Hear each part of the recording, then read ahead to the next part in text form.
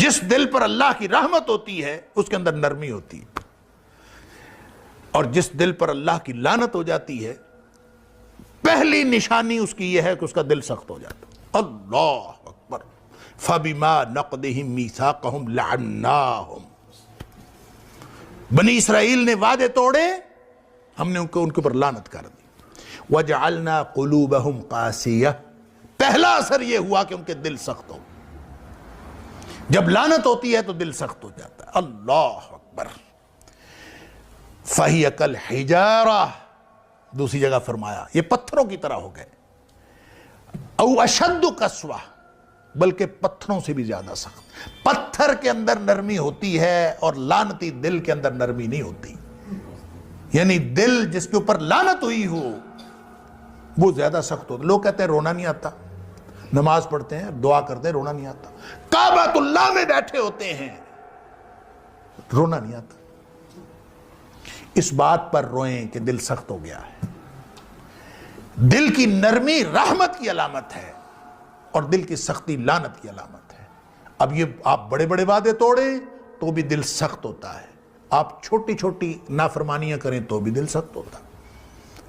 نبی اکرم صلی اللہ علیہ وسلم نے فرمایا، مثال کے طور پر ترمذی شریف کی حدیث ہے، نبی اکرم صلی اللہ علیہ وسلم نے فرمایا یہ جو گپ شپ میں بیٹھے رہتے ہیں نا، اللہ گپیں بیٹھے ہیں، ہانک رہے ہیں، گپیں گفتگو چل رہی ہے، چاہے بڑے بابے بیٹھے ہیں چاہے چھوٹے چاہے نوجوان جو بھی، فرمایا لا تکثر الکلام بغیر ذکر اللہ، لوگو ایسی گفتگو، ایسی گپ شپ، لمبی لمبی گفتگو وہ نہ کیا کرو بغیر ذکر اللہ، جس میں اللہ کا ذکر نہ ہو، ایسا نہ کیا کرو۔ کیوں؟ اس لیے نہ کیا کرو کہ ان کثرت الکلام بغیر ذکر اللہ قسوۃ للقلب،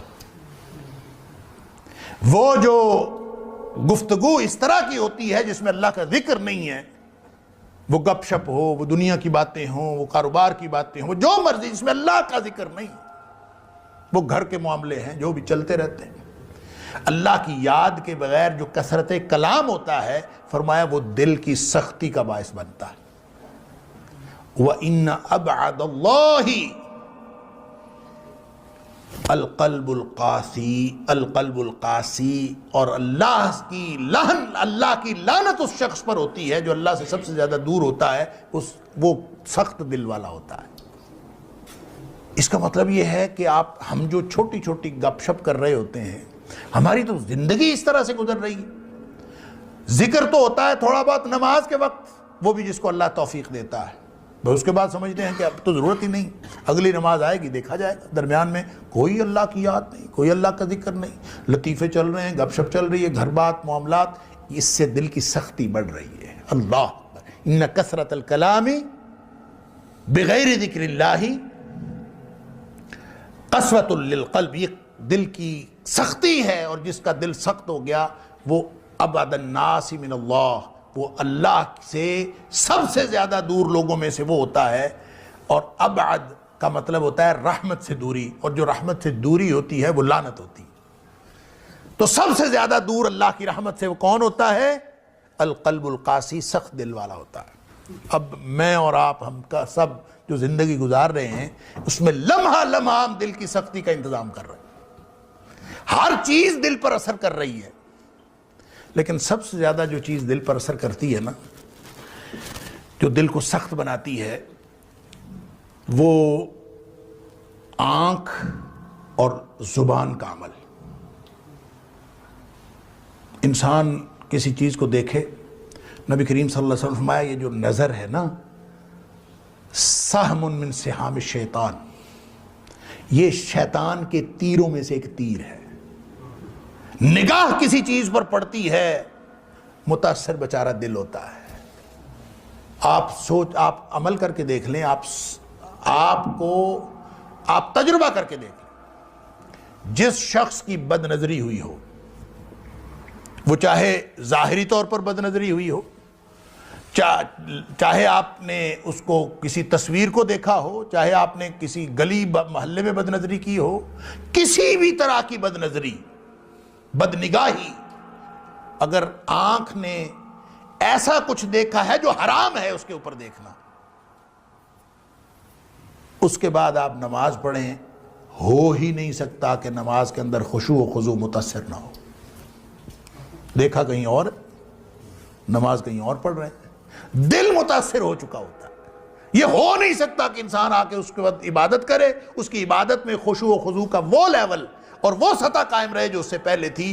کیوں؟ اس لیے کہ جب آپ نے بد نگاہی کی، نگاہ پڑی، وہ شیطان کے تیروں میں سے تیر ہے، اس کا پہلا وار جو ہے اپنے دل پر چلتا ہے، بس حالات خراب ہو جاتے ہیں۔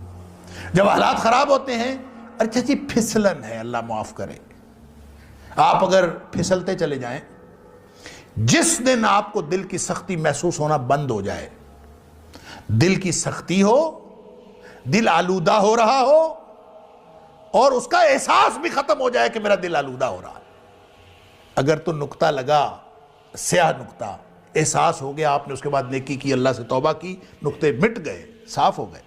اگر یہ احساس بھی ختم ہو گیا نا کہ کوئی مسئلہ ہو رہا ہے، کوئی بات نہیں، خیر ہے، بس جس دن آپ نے اس بات کی پرواہ کرنی چھوڑ دی، سمجھ لیجئے کہ اس کے بعد آپ ایک ایسی کھائی کی طرف پھسلتے چلے گئے۔ نبی اکرم صلی اللہ علیہ وسلم فرمایا، حجبت الجنت بالمکارہ وحجبت النار بالشہوات۔ یہ جو دل کو اچھی لگتی ہیں نا چیزیں، انسان کا دل کشش کرتا ہے، یہ پھسلن ہے جہنم کی طرف، جہنم کے گرد ان کی باڑ ہے۔ حجبت النار بالشہوات، مزے مزے کی چیزیں، مزے کرو، جو مزاج یار میں آئے، جو مرضی کرو، یہاں بیٹھے بھی زندگی ہے بابر بعیش کوش کہ عالم دوبارہ نیست، جو مرضی کر لو، یہ ساری چیزیں آپ کو پھسل کے ایک ایسی پھسلن میں ڈال دی ہیں، ایسی سلائیڈ میں ڈال دی ہیں، آپ اس کے بعد جہنم سے بچ نہیں سکتے، یہ آپ کو پھسلا کے جہنم میں ڈال دے گا۔ حجبت الجنت بالمکارہ، جنت میں جانا ہے تو نفس کو لگام ڈالنی پڑے گی، مکروہات نفس، دل کو مشکل لگتے ہیں کام، اس کو مائل اور قائل کرنا پڑتا ہے، اور مائل قائل کر کے بڑی مشکل سے، کب آسان ہے بھائی، اپنے دل کے خلاف اٹھ کے آپ سردیوں میں اٹھ کے نماز پڑھنا، روزے رکھنا، خدمت خلق کرنا، اپنی جیب میں سے پیسے خرچ کرنا، علی ھذا القیاس جتنے بھی حقوق اللہ اور حقوق العباد کی چیزیں ہیں، بڑی مشکل دل کو قائل کرنا پڑتا ہے۔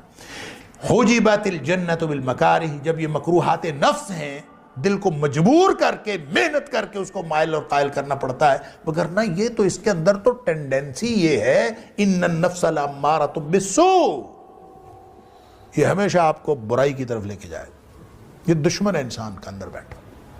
الا ما رحم ربی، جب اس پر رحمت ہو جاتی ہے تو پھر یہ گناہ کی طرف نہیں لے کے جاتا، پھر یہ انسان کو نیکی کی طرف لے کے جاتا۔ اللہ ہمارے دلوں پر رحمت کر دے۔ قد افلح من زکاہا، جو اس کو پاک صاف رکھے، اس سے اس کے سارے اعمال ٹھیک ہوں گے، اعمال ٹھیک ہوں گے تو انشاءاللہ امتحان میں کامیابی حاصل ہوگی، اور اگر اسی کو پاک صاف نہ رکھ سکا، یہی آلودہ ہو گیا، زنگ لگ گیا، تو پیچھے کیا رہ گیا؟ اللہ اکبر۔ قد خاب من دساہا، میں عرض کر رہا تھا یہ جو دساہا ہے نا، اس کا ایک معنی تو آلودہ کرنا ہے، اس کا ایک معنی ہے دبا دینا۔ یہ بھی آپ کبھی اس کی تفسیر جو ہے وہ پڑھیے گا۔ دبا دینے کا مطلب پتہ کیا ہوتا ہے؟ دبا دینے کا مطلب یہ ہوتا ہے کہ دل جس بات کو بھی کرے، آپ نے اس کی بات نہیں ماننی، آپ نے اس کی ہر خواہش کو دبا دینا۔ قرآن کہتا ہے کہ اس کو دبا دینے والا بھی نامراد ہے۔ آخر اللہ نے دل بنایا ہے، آخر اللہ نے جسم بنایا ہے، وَإِنَّ لِجَسَدِكَ عَلَيْكَ حَقًّا، حق ہے اس کا، لہذا اگر نفس، اگر بھوک لگی ہے، دل چاہ رہا ہے کہ میں نے کھانا کھانا ہے، آپ کہیں کہ تجھے کھانا نہیں دینا، یہ دساہا ہے۔ اگر آپ کو شہوت کی اشتہا ہے، آپ جوان ہیں، جن سے مخالف کی ضرورت ہے، آپ کہیں کہ نہیں شادی کرنی، دساہا ہے، قد خواب من دساہا۔ اسلام نے ایسی کوئی تعلیم نہیں دی کہ آپ اپنی جائز خواہشات کو بھی دبا دیں، نہیں، اسلام نے اس کے لیے چینل دیا ہے، حرام کو چھوڑیں، حلال استعمال کریں۔ اللہ نے کوئی چیز ایسی نہیں رکھی جس کے لیے حلال کا کوئی راستہ نہ رکھا ہو، اور اگر آپ کا دل کرتا ہے آپ حرام کام چھوڑیں، حلال کا راستہ اختیار کریں، وہ حلال کا راستہ اختیار کر کے جب خواہش نفس پوری کریں گے تو اس میں بھی ثواب ہوگا۔ نبی پاک صلی اللہ علیہ وسلم فرمایا فی بضع احدکم صدقہ، تم اگر تعلق زوجیت قائم کرتے ہو تو اس میں بھی ثواب ملتا ہے۔ صحابہ حیران ہو، ایک آدمی خواہش نفس پوری کرتا ہے، اس کو ثواب کیسے ملتا ہے؟ اللہ اکبر۔ نبی اکرم صلی اللہ علیہ وسلم فرمایا اگر وہ حرام کاری کرے تو گناہ نہیں ملے گا؟ ملے گا۔ جب گناہ ملے گا حرام کاری کرنے سے تو حلال کاری کرنے سے ثواب کیوں نہیں ملے گا؟ لہذا مومن کا جو کھانا پینا سونا جاگنا سب ثواب ہے۔ یہ سوتا ہے اپنے آرام کے لیے، جسم کے آرام کے لیے، چونکہ وہ مومن ہے، چونکہ اس نے اپنے سارے معاملات کو حلال کے دائرے میں محدود کر لیا ہے اور حرام سے بچنے کا تہیہ کر رکھا ہے، اس لیے اس کا سونا جاگنا بیٹھنا اٹھنا سب ثواب بن جاتا ہے۔ لہٰذا اس جسم کو، اس دماغ، اس دل کی خواہش کو دبانا مقصود نہیں ہے، اس کو اس راستے پر رکھنا مقصود ہے جو راستہ اللہ اور اس کے رسول صلی اللہ علیہ وسلم نے دیا۔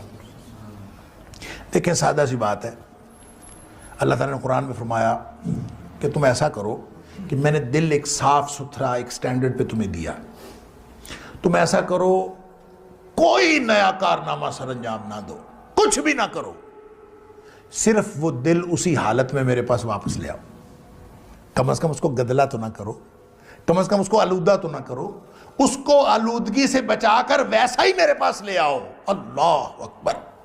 یوم لا ینفع مال ولا بنون الا من اتی اللہ بقلب سلیم۔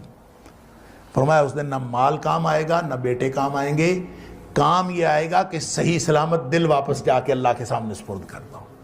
الا من اتی اللہ بقلب سلیم، جو صحیح سالم دل لے کے آ گیا، جیسا اللہ نے سٹینڈرڈ پہ دل دیا تھا اس نے اس کو آلودہ نہیں ہونے دیا۔ قد خواب من دساہا ہے نا، جو اس کو آلودہ کرے گا وہ نامراد ہوگا، اس نے آلودہ نہیں کیا بلکہ اس نے یہ کیا قد افلح من زکاہا، اس کا تزکیہ کرتا رہا، اور تزکیہ کا کوئی طریقہ اور نہیں ہے۔ تزکیہ کا طریقہ کس نے بتایا؟ یہ آپ بیٹھ جائیں اور خاص قسم کے چلے کاٹنے شروع کر دیں تزکیہ نفس کے لیے۔ اور ہمارے علاقے میں ایک بزرگ تھے، اس کے بارے میں بتایا جاتا تھا کہ وہ سیب سامنے رکھ لیتے تھے، یہاں لٹکا ہوتا تھا سیب، اور بس وہ اس کو دیکھتے رہتے تھے۔ کسی نے پوچھا حضرت یہ کیوں کیا؟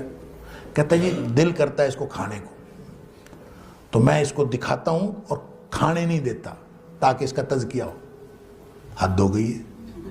اللہ کریم نے کھانے کے لیے حلال طیب رزق دیا ہے، اور اس کے لیے آدمی اپنے آپ کو اس کو تزکیہ نفس کہے، یہ تزکیہ نفس نہیں ہے، یہ قد خواب من دساہا ہے۔